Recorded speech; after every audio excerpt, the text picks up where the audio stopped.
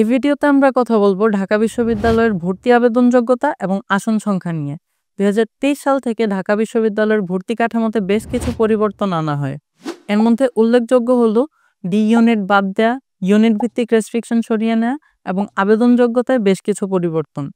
এখন আবেদন করার ক্ষেত্রে থাকছে না ইউনিট ভিত্তিক কোনো আলাদা রিকোয়ারমেন্টস। অর্থাৎ তুমি যদি বিজ্ঞান বিভাগের শিক্ষার্থী হও, এই ইউনিটে পরীক্ষা দিতে তোমার যে যোগ্যতা প্রয়োজন অন্যান্য ইউনিটে পরীক্ষার ক্ষেত্রেও একই যোগ্যতা প্রযোজ্য হবে। চলো কথা বলা যাক বিজ্ঞান বিভাগের আবেদন যোগ্যতা নিয়ে। বিজ্ঞান বিভাগের ক্ষেত্রে তোমার এসএসসি এবং এইচএসসিতে সর্বনিম্ন জিপিএ থাকতে হবে 3.5 এবং সম্মিলিত জিপিএ হতে হবে অন্তত 8।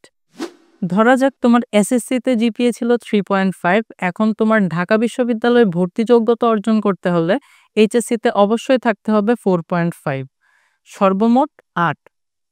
যদি তোমার কোনো একটি পরীক্ষায় 3.5 এর নিচে থাকে সেই ক্ষেত্রে তুমি ঢাকা বিশ্ববিদ্যালয়ের ভর্তি পরীক্ষায় অংশগ্রহণ করতে পারছো না। চলো কথা বলা যাক মানবিক বিভাগ নিয়ে।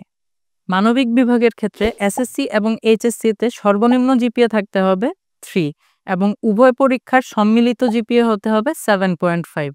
কিন্তু যদি কোনো কারণে তোমার জিপিএ কোনো একটি পরীক্ষায় 3 পয়েন্টের নিচে হয়ে যায় কিংবা সম্মিলিত জিপিএ 7.5 এর কম হয়, সেক্ষেত্রে তুমি ঢাকা বিশ্ববিদ্যালয়ের ভর্তি পরীক্ষায় অংশগ্রহণ করতে পারবে না। চলো কথা বলা যাক ব্যবসায় শিক্ষা বিভাগ নিয়ে। ব্যবসায় শিক্ষা বিভাগের ক্ষেত্রেও এসএসসি এবং এইচএসসিতে সর্বনিম্ন জিপিএ থাকতে হবে 3 এবং সম্মিলিত জিপিএ হতে হবে 7.5। এর নিচে হলে তুমি কোনোভাবে ঢাকা বিশ্ববিদ্যালয়ের ভর্তি পরীক্ষায় অংশগ্রহণ করতে পারছো না। এবার কথা বলা যাক চারুকলার আবেদন যোগ্যতা নিয়ে। চারুকলার ক্ষেত্রে গ্রুপ ভিত্তিক কোনো আলাদা রিকোয়ারমেন্টস থাকছে না।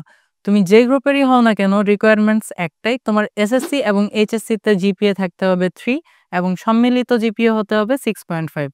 আশা করছি আবেদন যোগ্যতা নিয়ে আর কোনো কনফিউশন নেই তোমাদের।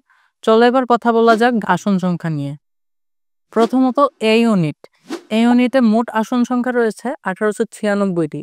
এর মধ্যে থেকে বিজ্ঞান বিভাগের জন্য 1821টি, মানবিক বিভাগের জন্য 50টি এবং ব্যবসায় শিক্ষা বিভাগের জন্য 25টি। প্রতিটি বিভাগের বিষয়ভিত্তিক বিস্তারিত আসন সংখ্যা দেওয়া থাকবে ডেসক্রিপশন বক্সে। এখন কথা বলা যাক বি ইউনিট নিয়ে।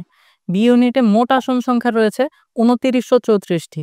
এর মধ্য থেকে মানবিক বিভাগের জন্য রয়েছে 1760টি, বিজ্ঞান বিভাগের জন্য 944টি এবং ব্যবসায় শিক্ষা বিভাগের জন্য 283টি। এখন কথা বলা যাক সি ইউনিট নিয়ে। সি ইউনিটে মোট আসন সংখ্যা 1050টি। এর মধ্য থেকে বাণিজ্য বিভাগের জন্য রয়েছে 930টি, বিজ্ঞান বিভাগের জন্য 95টি এবং মানবিক বিভাগের জন্য 25টি আসন।